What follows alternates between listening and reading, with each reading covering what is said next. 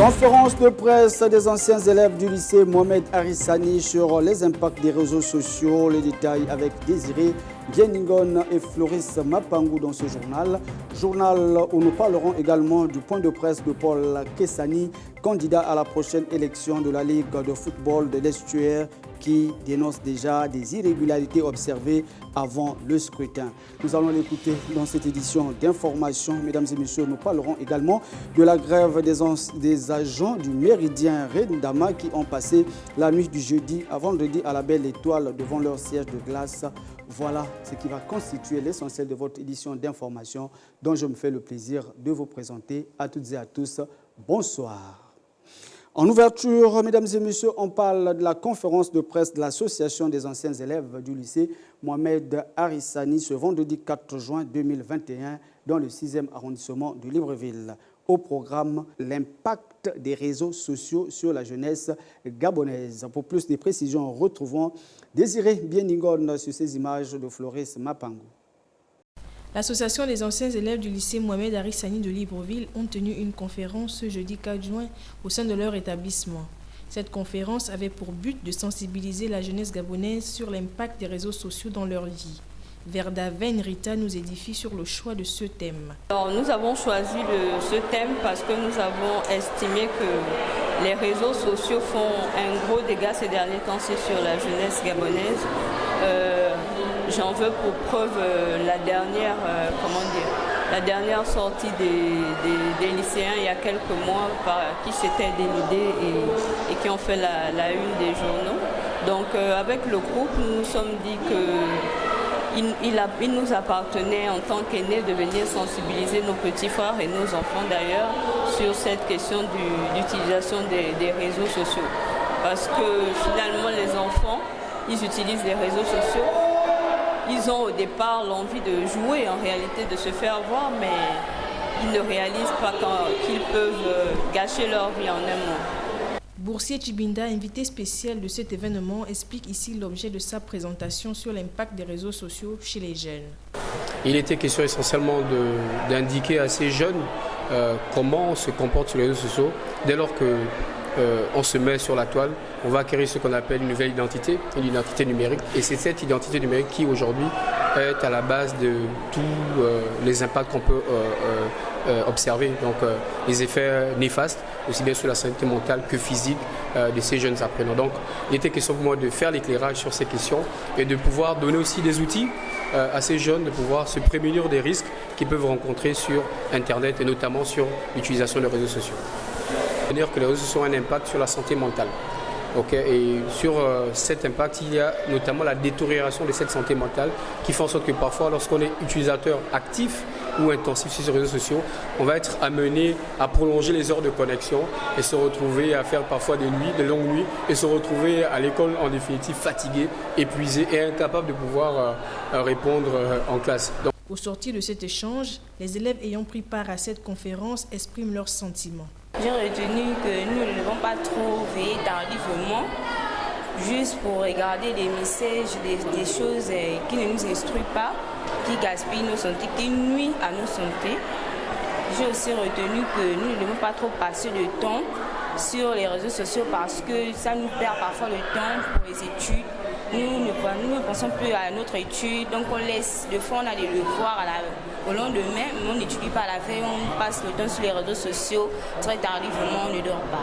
Le message que j'envoie, c'est que nous devons tous avoir un emploi du temps fait maison et un emploi du temps de l'école. Donc l'emploi du temps fait maison, c'est quoi? C'est qu'on doit respecter les heures de l'utilisation du téléphone. De cette conférence portant sur l'impact des réseaux sociaux, il y a l'actualité, en fait, ça fait actualité, c'est un sujet d'actualité, parce que les jeunes aujourd'hui sont confrontés justement à ces dangers qu'ils ignorent. Ils sont voilés par des algorithmes assez compliqués qu'ils ne maîtrisent pas. Les réseaux sociaux ici sont des outils d'information, de rapprochement, de partage et relationnel, que la jeunesse gabonaise l'utilise à bon escient. Restons toujours au lycée Mohamed Arissani au Koweït, donc dans le 6e arrondissement de Libreville, pour laisser la place à M. Tibinda, lui qui était invité de cette conférence et qui nous édifie ici sur les avantages et les inconvénients des réseaux sociaux dans la jeunesse gabonaise. Il est au micro de Désiré Bieningon sur ces images de Floris Mapango. Écoutons. Donc il était question de donner à ces jeunes ces outils, certes qui permettent d'être en contact accès avec les parents, les proches, mais de montrer aussi une utilisation objective et optimale afin d'éviter justement que ces réseaux sociaux puissent avoir un impact considérable sur leur santé mentale et physique. Alors déjà, j'ai été très surpris par l'âge. La plupart n'ont pas 18 ans, mais sont sur les réseaux sociaux. C'est assez paradoxal. Donc je pense qu'il y a aussi un travail de pédagogie des parents auprès de ces derniers que s'ils n'ont pas l'âge d'être sur les réseaux sociaux, ils ne doivent pas y être. Et pour ceux qui y sont, malheureusement, je pense que les parents doivent avoir un contrôle parental, pouvoir regarder comment leurs enfants utilisent ces réseaux sociaux et pouvoir les protéger contre les risques d'exposition qui peuvent être néfastes à l'endroit de ces derniers. Alors on a le risque de voir ces images utilisées à d'autres fins. On a le risque, si on indique à chaque fois sa localisation, d'être identifié par des personnes malveillantes. Voilà, c'est un petit peu les risques auxquels sont exposés. On a aussi le risque de pouvoir tomber sur des contenus qui ne soient pas adaptés à l'âge de l'utilisateur et qui peut justement perturber ce dernier. Donc il est important que pour ceux qui n'ont pas l'âge d'être sur les réseaux sociaux, les parents puissent accompagner, regarder, avoir un contrôle sur les contenus de leurs enfants. Et pour ceux qui ont l'âge d'être sur les réseaux sociaux, de se comporter de façon normale avec justement ces petits outils que sont la protection de ces données, que sont la publication de certaines informations pas nécessairement personnelles sur le web. À présent, la réaction des populations sur la question au micro de Désiré Bieningon. Les images, une fois de plus, sont de Floris Mapango. Les réseaux sociaux, en fait, ont deux impacts. Un côté positif et un côté négatif. Bon, pour nous, les jeunes, je constate que nous prenons plus le côté négatif. Pourquoi? Parce que comme la danse du challenge, et bon, les mauvaises choses qui se passent en ce moment, comme les bagarres en milieu scolaire. Pour les jeunes, je crois qu'ils doivent s'intéresser aux réseaux sociaux, mais avec beaucoup de prudence. Parce qu'il ne faudra pas que les réseaux sociaux soient un moyen pour les jeunes de se pervertir. Il est mieux que les réseaux sociaux soient réglementés et doivent être, comme on appelle, un moyen des jeunes de faire des recherches au lieu de faire, comme ils appellent vulgairement, le Congo ça. Je crois dans un premier temps que c'est bénéfique pour la jeunesse parce que ça permet à cette dernière de se développer. Parce que les réseaux sociaux permettent de véhiculer les messages à travers la messagerie écrite, et les vidéos et autres. Mais dans un second temps, c'est néfaste parce que tout simplement, les informations qui sont divulguées à l'intérieur parfois ne sont pas bonnes, elles sont parfois erronées. On a vu ce qu'on devrait contrôler un peu comment les jeunes se démerdent à avoir des téléphones portables et des appareils électroniques. Parce qu'il y a tellement de choses qui se passent sur les réseaux sociaux dont nous-mêmes on connaît et parfois on ignore. Donc moi ce que je peux dire c'est que les parents arrivent à parler aux enfants, à leur donner des conseils sur l'impact des réseaux sociaux, sur les bonnes choses et les mauvaises choses qu'il y a là-bas. C'est un constat mais c'est pas forcément quelque chose de... Ça dit que tout le monde ne va pas forcément dans le sens négatif de la chose. Il y en a qui utilisent ça à bon essor, d'autres utilisent ça à mauvais essor. Souvent c'est pour faire le buzz dans la plupart des cas. Et à la fin, ça devient soit nuisible pour la personne ou ça malforme l'information par rapport à ce qui est réellement peut-être passé. Et le message que je peux donner pour les jeunes, c'est de simplement ne pas déjà être accro à ça parce que c'est une très grande diversion pour la jeunesse. Tout à fait autre chose. À présent, on parle du mouvement d'humeur des enseignants du lycée d'application Nelson Mandela. Ces derniers revendiquent le paiement de leurs arriérés de salaire suspendus en 2017 et le versement de ce qu'il conviendrait d'appeler ici les vacations de 2020. Reportage sur ces images de Boris Mikolo. Mouvement d'humeur ce matin du mercredi 3 juin 2021 au lycée d'application Nelson Mandela. En cause, le non-paiement des vacations 2020 et les arriérés de salaire de certains enseignants suspendus lors de la grève lancée par la CONACYCED en 2017. À ce qui semble, Plusieurs de leurs collègues auraient déjà bénéficié de leur salaire. Ces derniers, cependant, ne comprennent toujours pas pourquoi. Depuis pratiquement 5 ans, ils ne sont toujours pas rentrés en possession de leur dû, d'où ce mouvement qu'ils qualifieraient d'avertissement pour se faire entendre. Fatigués d'attendre ce qui revient de droit aux enseignants, on s'est résolu hier, mercredi, d'avoir un mouvement d'humeur que nous avons qualifié de mouvement d'avertissement au gouvernement pour les 2 points suivants. Le premier point, il s'agit des vacations des examens 2020. Et le second point, c'est le paiement des arriérés de salaire suite au mouvement février 2017 qualifié 807+19. Pour ces 2 raisons, nous sommes donnés de faire ce petit mouvement pour prévenir la hiérarchie, pour dire que nous ne sommes pas du tout contents. Voilà. À propos des vacations, disent-ils qu'il est inadmissible qu'à quelques jours de la fin de l'année 2020-2021 et à l'instant où on s'approche des examens de fin d'année, les vacations de l'année précédente pour les enseignants du lycée Nelson Mandela ne soient toujours pas payées. Les vacations, c'est budgétisé.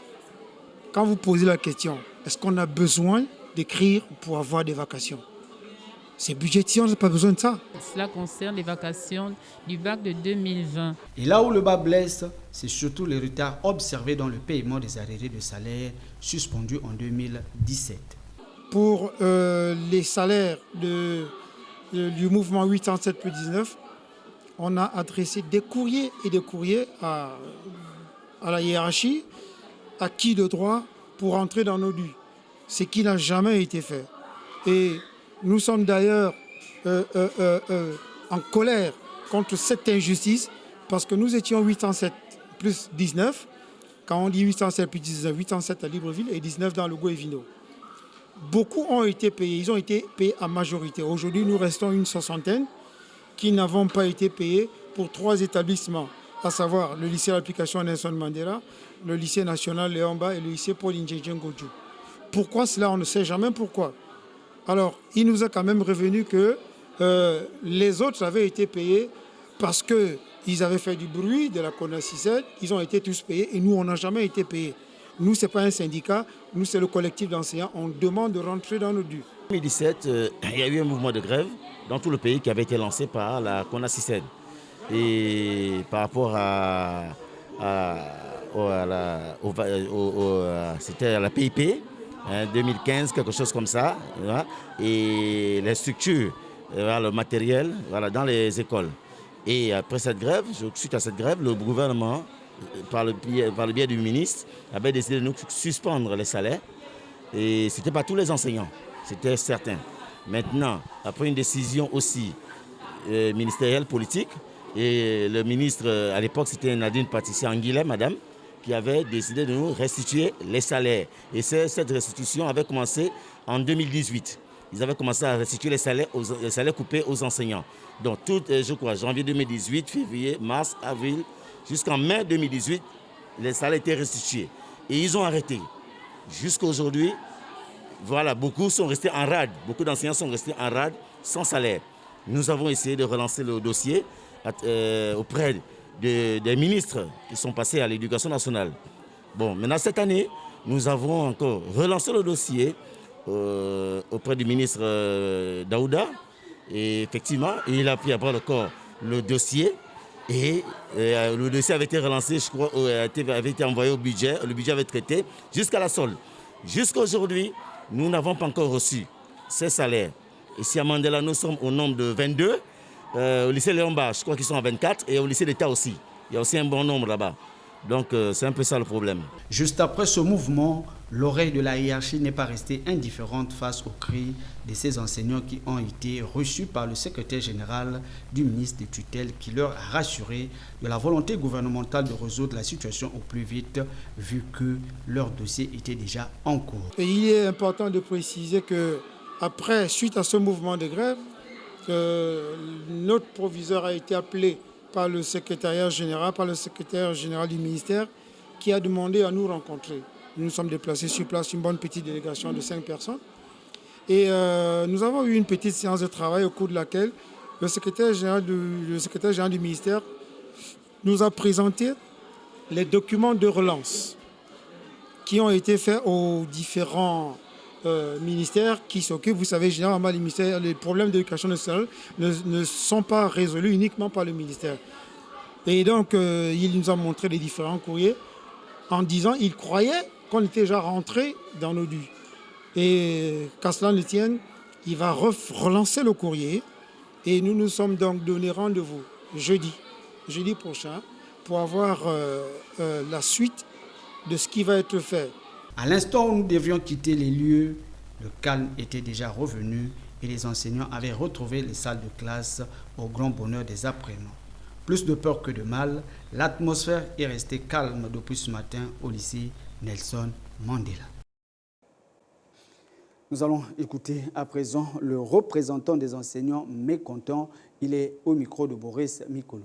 Je voudrais lancer ce vibrant appel à tous les enseignants du Gabon pour que nous réfléchissions sur la stratégie à mettre en place pour amener le gouvernement à payer les vacations juste après service fait.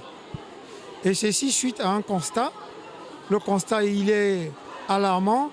À chaque fois qu'il y a examen, après les examens, il y a des commissions qui vont siéger. Il y a des parties qui ne sont pas des parties prenantes directes sur l'examen parce qu'ils traitent des commissions, parce qu'ils sont dans les bureaux, ils mettent les noms sur les vacations et ça grossit l'enveloppe. Alors, nous voulons aider l'État, nous voulons aider le gouvernement à rester dans le minimum pour les vacations. C'est pour cela que j'en appelle à tous les enseignants. Nous allons réfléchir sur les stratégies, d'être prêts pour cette synergie qui va amener le gouvernement à nous payer juste après service fait. Grève toujours, on parle cette fois-ci des agents du Méridien qui ont passé la nuit de jeudi à vendredi à la Belle Étoile à leur siège de glace pour revendiquer le paiement de leurs droits. Retrouvons-nous dans ce reportage sur ces images de Boris Mikolo. Mise en congé technique par la hiérarchie jusqu'au 14 avril dernier, en cause la réquisition de leur cadre de travail pour des fins de Covid-19, le personnel de Rendama observe depuis hier un mouvement d'humeur devant leur siège de glace à Libreville. Ces derniers ont passé la nuit de jeudi à vendredi à la Belle Étoile pour revendiquer le paiement d'1 mois et demi d'arrêt de salaire et dénoncer le statu quo du patronat qui ne communique pas depuis la fin du congé technique.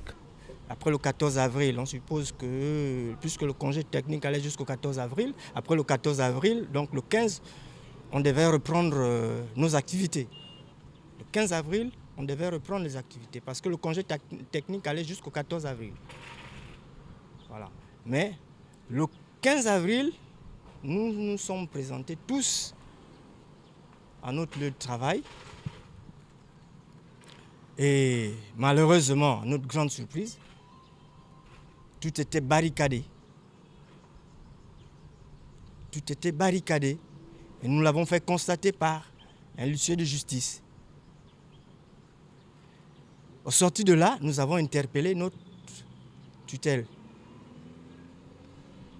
Demandé pourquoi les activités n'avaient pas redémarré, puisqu'il était convenu que, au plus tard, le 15 avril, les activités repartaient. Mais, à notre grande surprise, nos dirigeants refusaient les confrontations, c'est-à-dire les rencontres. Ils donnaient toujours des faux rendez-vous. Ils nous ont toujours baladés. Ils n'ont jamais voulu, sincèrement, venir sur la table et discuter et expliquer exactement où était la zone d'ombre, pourquoi est-ce que les choses ne repartaient pas. Au-delà de la reprise du travail prévue pour le 15 avril et qui malheureusement n'a plus eu lieu pour des raisons jusque-là gérées par la hiérarchie, le personnel revendique le paiement intégral de 45 jours d'arrêt de salaire qui n'a pas encore été versé puisque, à défaut de recevoir une lettre de licenciement, ces derniers sont toujours considérés comme travailleurs de l'hôtel et doivent percevoir totalement leur salaire, nous ont-ils fait savoir. Là où nous sommes là, on demande 1 mois et demi. 1 mois et demi qu'ils doivent nous donner. C'est ce qu'on demande là, avec ce qui suit. On a travaillé avec eux. Ils ont consigné la maison.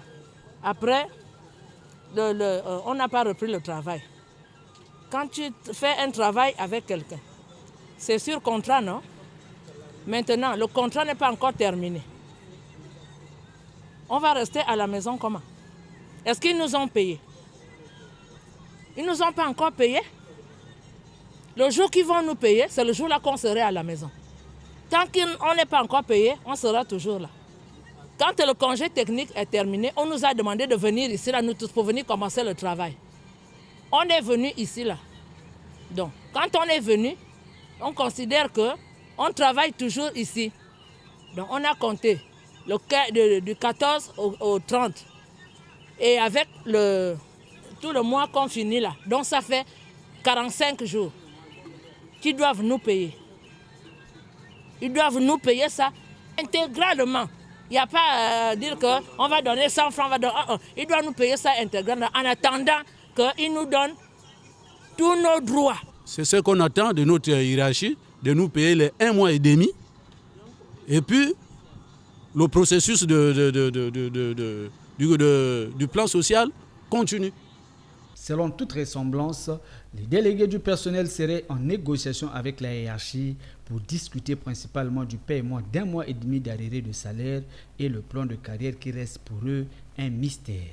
La finalité, c'est que les Indiens doivent nous payer notre plan social et puis on se sépare d'eux.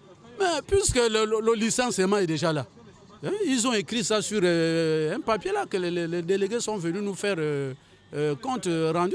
Que nous serons nous licenciés, c'est à cause de comment dirais-je là, faillite quoi là, d'après leurs écrits. Pourquoi vous voyez les sittings que nous faisions là?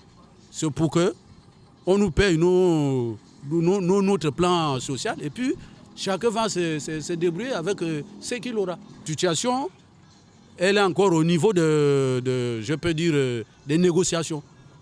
Donc rien n'a été encore ficelé. Bon, là où nous sommes là, on attend, ils sont en discussion depuis 10 heures. Voilà. Donc dès qu'ils sortent là-bas, ils viendront nous faire le compte rendu. Si ce n'est pas bon, on continue toujours à dormir ici comme d'habitude jusqu'à l'aboutissement au Radisson. Là on ira maintenant, au lieu qu'on dorme maintenant ici, c'est maintenant au Radisson qu'on ira dormir assiégé.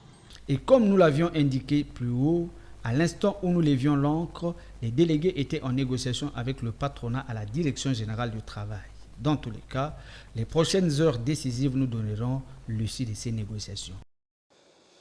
Au sortir de ces négociations, comme annoncé, le porte-parole, disons mieux le secrétaire général du syndicat des agents de cet hôtel, venu rendre compte, à la base s'est exprimé à notre micro en ces termes. Nous l'écoutons.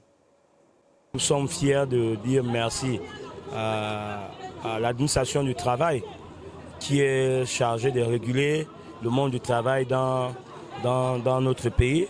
En premier mot, je dirais à Madame le ministre qui a mandaté la directrice de l'emploi de faire venir sur la table de négociation les deux parties.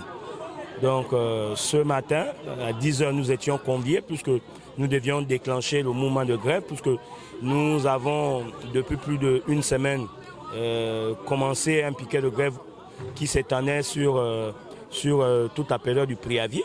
Donc c'est au terme de ce préavis que nous devions déclencher notre grève qui devait avoir pour site le Radisson Blu. Donc ce matin,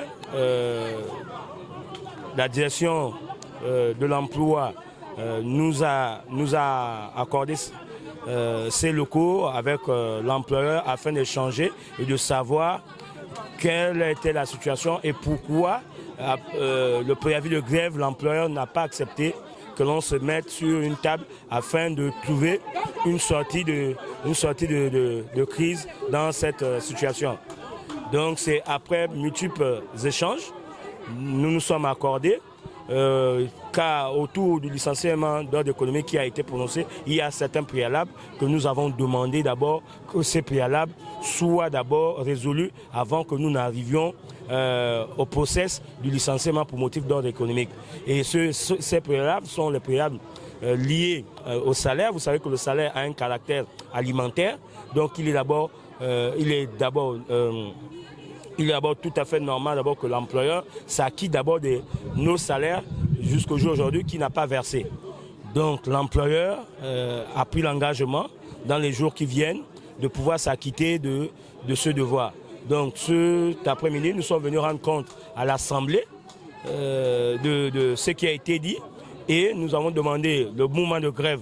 Nous ne suspendons pas. Nous allons continuer les négociations jusqu'à aboutissement de tous les points pour pouvoir suspendre ou donner le mot d'ordre de grève illimité. Atelier de calibration, sensibilisation de la norme nationale FSC pour la gestion forestière responsable. C'était donc ce 3 juin 2021 à Libreville en présence de Ortega Otonzogo, Désiré Bieningon, mais aussi Floris Mapangu. Suivons ce reportage.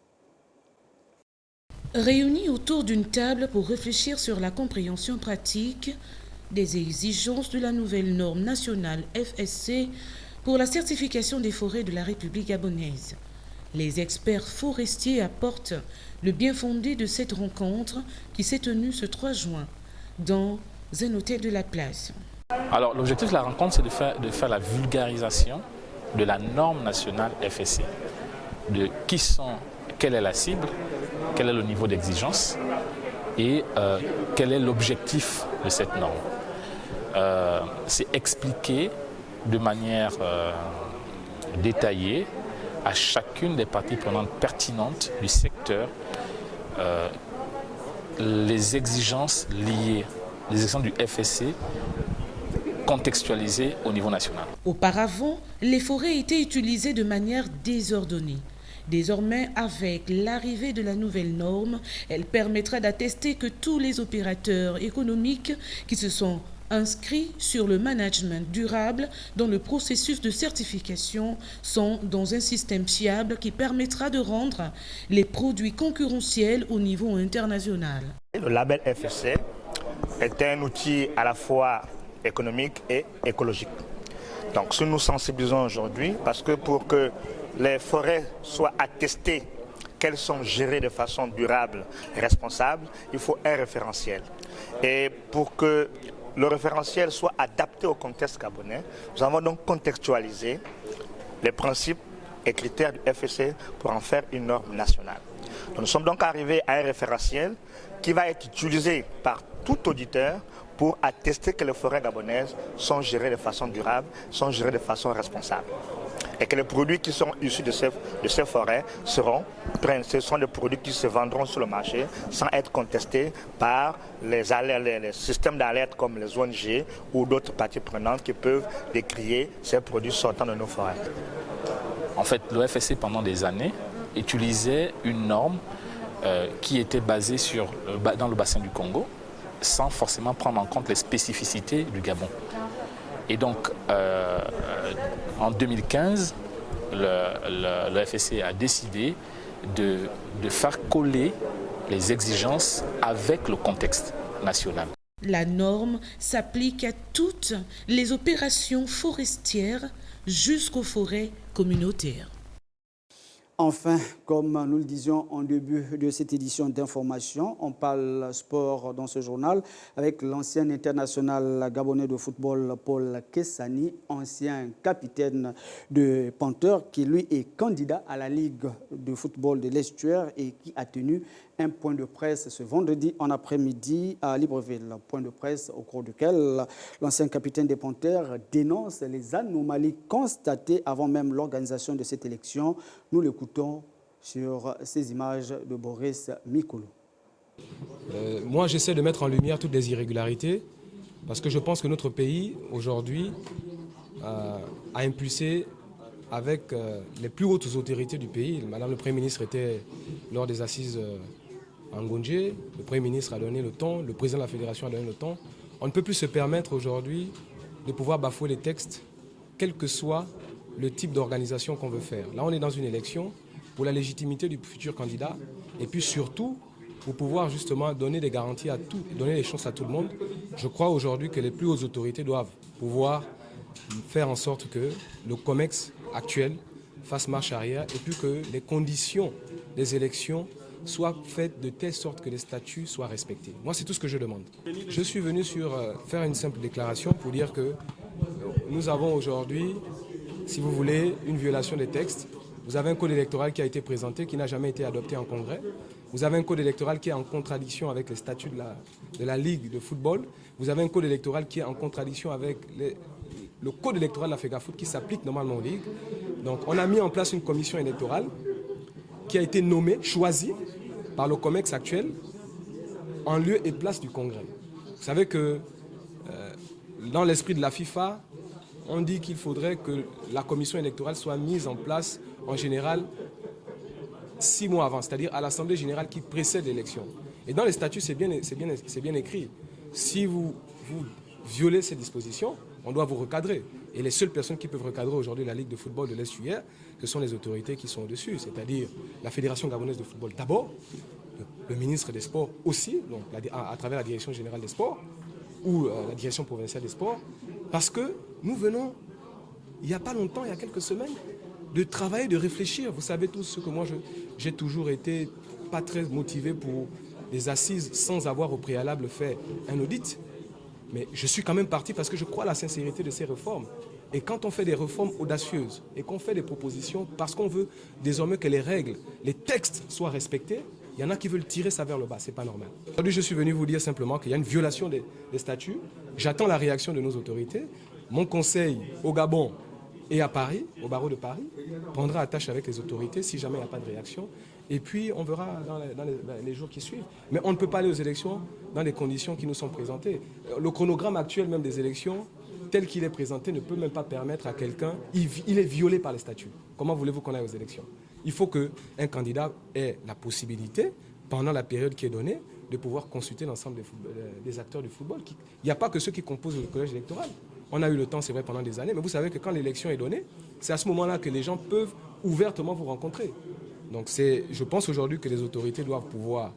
Il y a un temps qui a été donné, il ne faut pas qu'on ait deux temps différents. Il ne faut pas qu'il y en a qui tirent... On a déjà eu le cas avec le projet du football professionnel, où le chef de l'État avait mis des moyens. Il y en a qui ont tiré ça vers le bas. Il ne faut pas qu'on arrive encore aujourd'hui à de telles situations. Et je vous prends à témoin, vous, l'opinion nationale et internationale, pour relever tous ces faits, parce que ça doit être connu. On ne peut pas passer comme ça du jour au lendemain sur ces choses-là, sinon on va continuer comme ça et ce n'est pas normal. C'est la fin de cette édition d'information. Mesdames et messieurs, le plaisir a été pour nous de vous avoir servi tout au long de cette semaine. Mais avant que de se dire au revoir, le rappel des titres.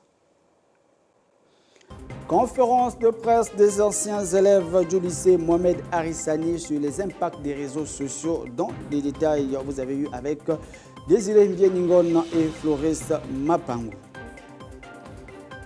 Dans ce journal, nous avons également parlé du point de presse de Paul Kessani, candidat à la prochaine élection de la Ligue de football de l'Est-UR qui a tenu, comme je l'ai dit tout à l'heure, une conférence de presse au cours de laquelle l'ancien capitaine des Panthères dénonce les irrégularités observées avant même le scrutin. Vous l'avez écouté dans ce journal.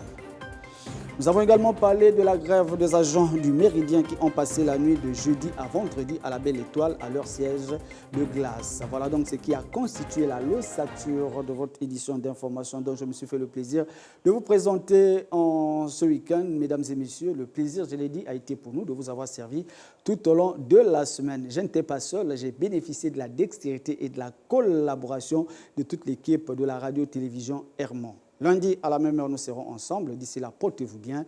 D'ores et déjà, bon week-end à tous, à toutes et à tous. Ciao, bye bye.